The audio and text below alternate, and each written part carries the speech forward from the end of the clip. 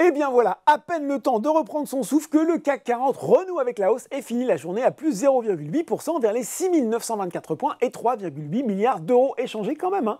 Anticipant déjà des chiffres de l'inflation rassurants demain aux États-Unis, bon, on verra bien ce qu'il en est. C'est la même ambiance optimiste qui prévoit Wall Street avec à 17h45 un Dow Jones qui grimpe de 0,2% vers les 33 784 points et le Nasdaq qui tente la passe de 4 séances dans le vert à plus 0,9% vers les 10 838 points. Je vous parlais hier de l'accès de fièvre sur Bed Bath & Beyond, et bien il se poursuit aujourd'hui avec un titre qui gagne plus de 52%. Attention, tout de même, tout cela est très spéculatif et très risqué. Alors, si on regarde les valeurs en hausse à Paris, eh bien on retrouve toujours un petit peu les mêmes noms en ce moment. Orpea n'en finit plus de rebondir et accélère encore l'allure aujourd'hui pour finir en tête du SBF 120 à plus 14,3%.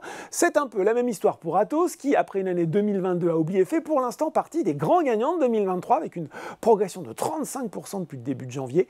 Toujours sur le SBF 120, on retrouve également Sartorius Telim et SES Imagota qui se rattrapent de belle manière après des séances laborieuses. Et puis sur le CAC 40, les valeurs du luxe ont les faveurs des investisseurs à l'image de Kering et de LVMH qui est même décrocher un nouveau record historique à 775,30 € en séance. Si on regarde maintenant les valeurs en baisse, eh bien décidément, nouvelle séance compliquée pour Eurofins Scientifique.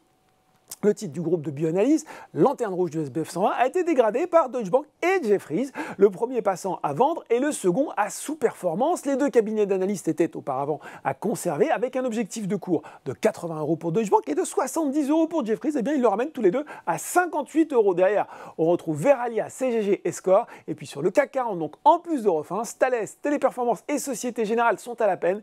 Airbus perd lui un peu plus de 1%. L'Avianeur, qui a annoncé avoir livré 661 avions commerciaux en 2022 contre 611 années précédentes, c'est bien, mais c'est en dessous des attentes des analystes et loin des 720 prévus par le groupe. Le président d'ailleurs d'Airbus, qui l'a reconnu en invoquant toutefois, je cite, la complexité de l'environnement opérationnel. Voilà, c'est tout pour ce soir. En attendant, n'oubliez pas, tout le reste de l'actu, éco et finance est sur Boursorama.